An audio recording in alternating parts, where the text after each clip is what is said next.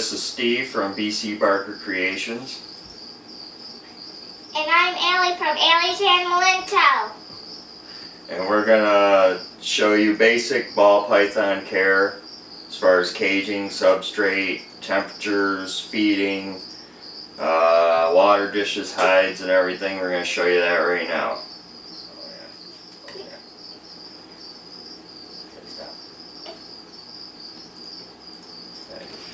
What do we do? What's the first thing we do before you get a pet? Any pet at all? We do the cages. You gotta set up their cages. But before that, what do you gotta do? Before that, we need to buy it. No. What do you gotta do? Read a book about it? Yep. You gotta learn about whatever, this goes for any pet. You need to do some research. You don't even need to buy a book. There's so much information online. You can just go online and research about ball pythons, or any pet for that matter. If you're gonna get any pet, that's the first advice I give to anybody who gets a pet, is to research whatever they're thinking about getting. So then we do what? Put them in their cages. Do their cages. Set up their cages. What are we going to do with their cage? Hmm? What are we going to do with their cage? We're going to set it up. What animal are we going to put in it? Nothing, but we're just going to do basic setup. Okay? Alright. Okay, after we research, we know that we want a ball python, right? And then you say, "Whoa, what's that?" No. That's not what you're talking about? Now we're setting it up now, remember? Oh. So now we're going to set up the cage. I don't like aquariums. I've used them before, but they're not made for snakes. So we're going to show you some other cages that are better suited. But we'll show you how to set up an aquarium for snakes. So we'll show you that right now. The other better options for housing a ball python. So what you got? So here we've got animal plastic cages with sliding glass doors. And they have a lock that goes right here. And these provide underbelly heat here. They're under the tank heat mats, and they're ran off of a helix up here. It says 100 degrees, but inside it's actually sitting at about 89 degrees inside of here. And this is a basic ball python setup. This is the hot side. The heat mat runs on this side in here. And so he's got a hide here. He's got a hide over here. I just threw that in for him. And then he's got a water dish. And this is a larger one to help with humidity, so that if he needs to shed, he can shed easily. So now we'll show you another option. Okay, here's your other option, are plastic tubs. This rack has back heat. And if you look over there, the heat runs down the back of things. This is for my adult females. These are 41 quart tubs. I believe they're 33 inches by 18 by 6 high. They have their water bowl. Not all of them have their hides. If I got some picky eaters, I'll throw a hide in with them. If they eat real good, I don't usually in these tubs put a hide in there. But I notice if they don't eat real good and I put a hide in, they start to eat better. So I can tell which ones are picky by... Oh, this girl spilled her water and shed. But she's a picky eater. She has a hide, and now I got to clean her thing. But this is another picky eater, and she's moved her hide all the way up to there. So then I've got other ones that eat like crazy, like this girl. She don't need a hide, because she just eats like crazy, so she's alright without a hide. That's our blonde pastel. And then these are our male, and then, like I said, there's back heat on these. These are 32 quart tubs. There's our lesser platinum. But, and again, they get just a water dish and newspaper, and as you can see, they make their own hide out of the newspaper. Then I use these for hatchlings. This is a hatchling rack here. These are, I can't remember what size, 6 or 8 quart. Which are fine for little hatchlings. But between these and the animal plastics cages with sliding glass doors, that's your best options for escape-proof enclosures for the snakes. The chances are the only way they're going to get out of any of these is if you leave it open. So that's your fault. Otherwise, I did put these on, and I use these for a lot of things other than they can't open their enclosure, which they probably couldn't do anyways. But I also use them as markers for when I'm cleaning or whatever. It'll identify something that I'm doing that day. Feeding, I'll leave it up. Yes, they ate. If I put it back down, no, they didn't eat. Just various things. And then when I'm done, they all go down anyways. But yeah, I recommend sliding glass door cages that are made for snakes, or these tubs, one or the other, not aquariums. Okay, so now we've done our research. Where's our books?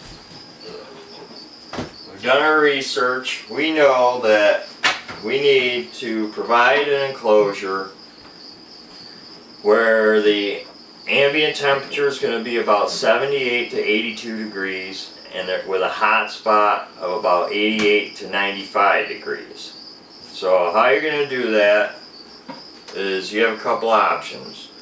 In a tank like this, you would get an under tank heater, under tank pad that would stick to here, and you can get those at any pet store or online or anything.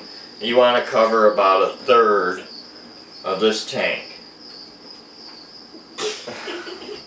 You want to cover about a third of this tank, so that would provide a hot spot and a cool spot, so they can move back and forth, thermoregulate to where they want, where they feel comfortable. So after you know you have your heat set up, which pretend there's a heat pad over here. What do we got to put in here now? Newspaper. Substrate. Oh, what's that? It's newspaper. Oh, what's that newspaper? Okay, so you have a couple options for substrate. You can use Eco Earth. I don't like it, you know, for snakes, but aspen. A lot of people use aspen bedding, AstroTurf. I prefer newspaper or paper towels. That's what I prefer. It's easy cleanup, it's cheap. You don't have to worry about them eating it by accident. So we're going to throw some newspaper in here.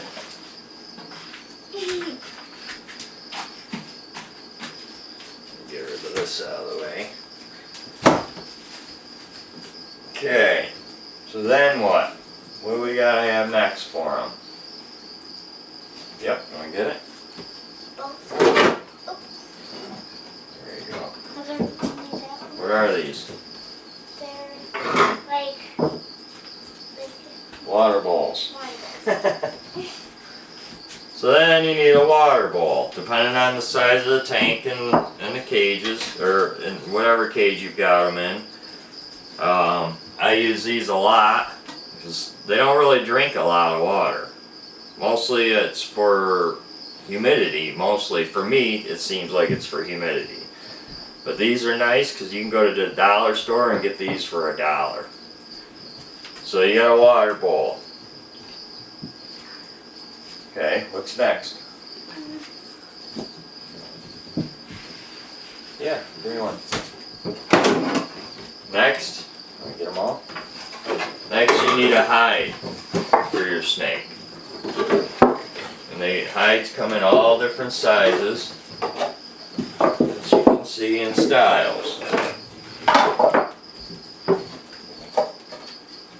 So all these here and this one were bought hides. And all these ones, these blue ones here were hides that we made. If you're cheap, go to the dollar store and you can buy a whole package of bowls like this and just cut out a hide for them. So all your hatchling needs a hide. So we've got a hide over on the hot side. Sometimes I provide them with a hide on the other end of the tank as well, so that they have the option to go either way. But most of the time I just put one hide on the hot side of the tank. So there's your hides. And you have options. You can make a hide out of just about anything. So now what's next? What do we need next? Well, what do we need before we get a snake? What do we need? The top. So you want to give me that top? So that you're helping me like you're supposed to? So for an aquarium, you have a screen top, and you want these locks, these little metal clips, and usually they're sold, I think, 2 in a package for a few dollars. On these tops, I would put one here, 2 on each of the long sides and 1 on each of the short sides, just to be secure. And these just lock right on. You just push them down. You want to do it? Push harder. There we go. They just push down and lock on, and I can lift this tank up without it coming off just by the top. So there's your basic setup. You have your heat mat on this side underneath. The top, I recommend covering the top with some kind of sheet of plastic and leave about 2 inches uncovered. That way the humidity stays a little better in the tank. So for hatchling, a 10-gallon tank is fine, or like a 12-quart tub. Then for up to an adult would be a 30-gallon long tank, and it'd be this much bigger, or a 41-quart tub. Let's see, what else we got to talk about? Oh, gotta get a reptile. You gotta get a snake. Where should you get a snake? Don't say the pet store. You don't know? You gotta do more research. Yeah. When you go for your snake, I do not recommend going to a pet store to get any reptiles. A lot of those reptiles, not all of them, a lot of them are wild caught. But I would just do some research and find a reputable breeder before you go and just hunt around. Make sure that, I mean, there's a lot of reviews and a lot of forums and stuff. Go on and read. Make sure you got a reputable breeder, or it's going to cost you in the long run. Either any reptile that you get might die, or just be sick, or cost you a lot in vet bills. I would just make sure you go with a reputable breeder, and like I said, just do your research on them. So then we got our snake. Where's our snake? There you get it? Whoa! Careful with them. Okay, so this cage is a little small for this snake. So there you got our snake. So when you first get your snake, or ball python, whatever you're getting, you should leave him alone for a couple of weeks. Just let him acclimate or get used to his new environment. Just leave him alone at least a couple of weeks. And then I would not handle him only twice a week for a while, till he gets used to being handled. Don't handle him the day before or the day after feeding. And I know a lot of people say you can and stuff. I never do, unless I have to. I mean, there's some situations where you need to. Oh, sorry, this is a girl. Okay, is it het anything? Is it het albino or het pied or, you don't know? It's a dinker. Got a dinker. That means we don't know. It's a special snake. Right? You want to hold her? Oh wait, you gotta wait 2 weeks before you can hold her. Okay, so what's left? Let's see. Oh, another thing. What? What's that? You can hold on to him. Another thing, if you have reptiles already, and you got a new reptile, you should quarantine that reptile at least 2 months. Mine are quarantined 2 months before, unless I know for sure, like I said, reputable breeder. But questionable animals, I would quarantine for at least 2 months. Monitor them, make sure everything's okay. Just keep them separate from your existing collection. I mean, it could cost you in the long run. So 2 months is a good idea to quarantine any new animals. What else we got? So now, what do we gotta do?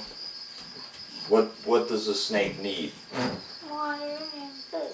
Yeah, he needs water and food. So he's got a water bowl. You make sure he has water all the time.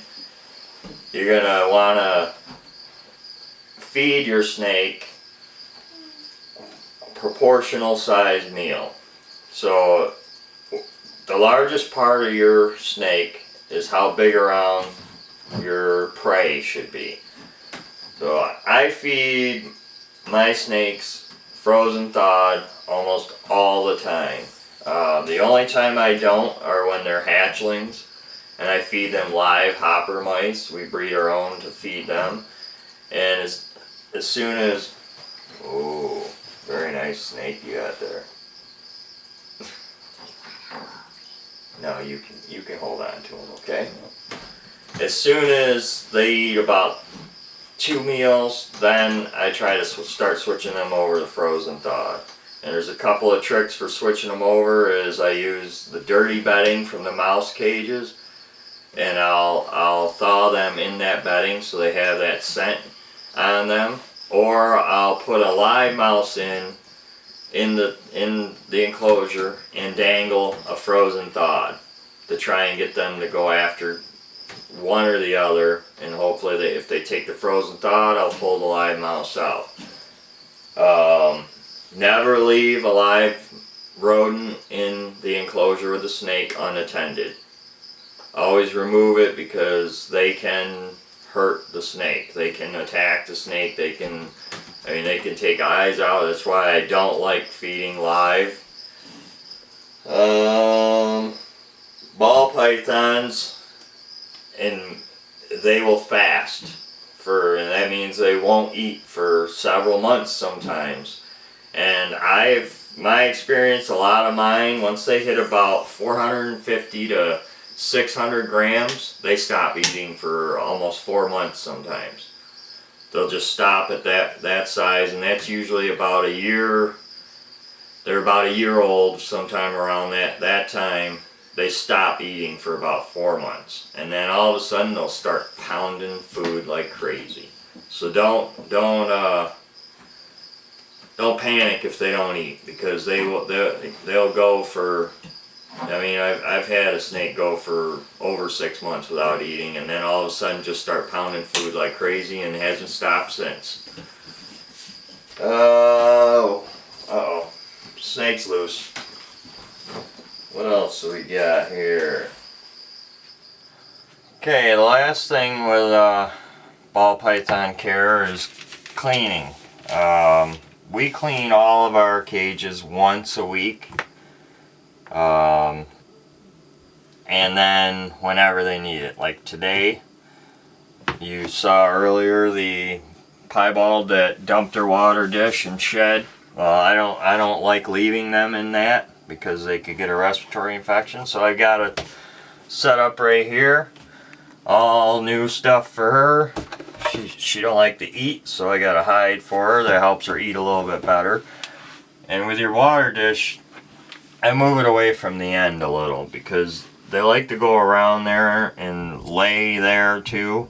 And I notice if I have the water dish too close, they'll dump that water. So we're going to move this back. So I'll set this down for now. We're going to pull her out.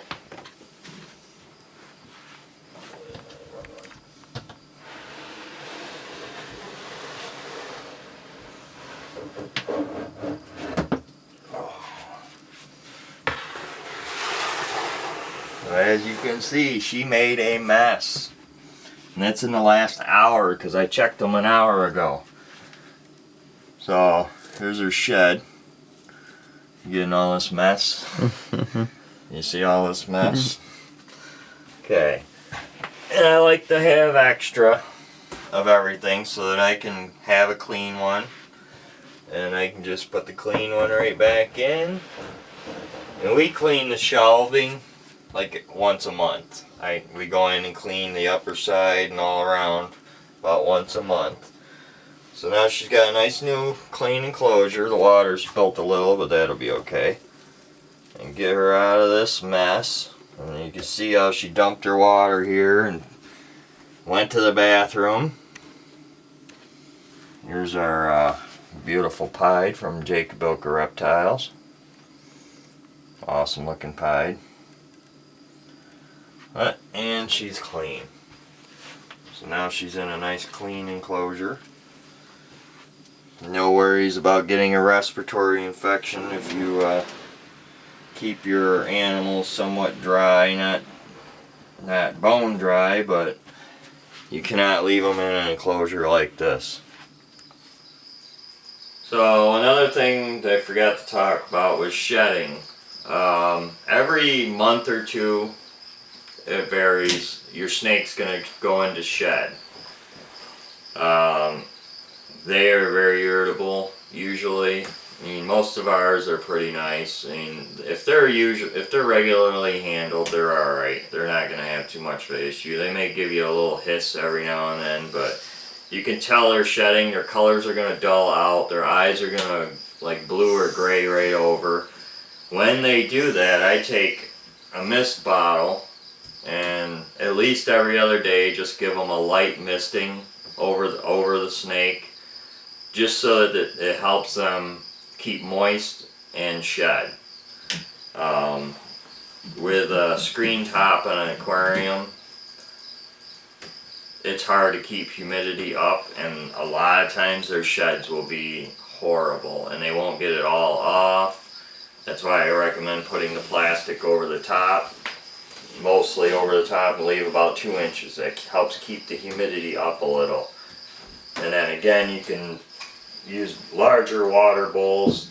That will also bring the humidity up, but this helps a lot. If you just, when you know they're in shed, just give them a little mist down every 2 days until they shed. And then, and don't soak them. Just a light mist and until they shed, and then that will help them get their shed off. But is that it? Is that the whole thing? I guess. Okay, you gonna say goodbye? Say Say thanks for watching. Thanks for watching. Thanks for watching. Bye.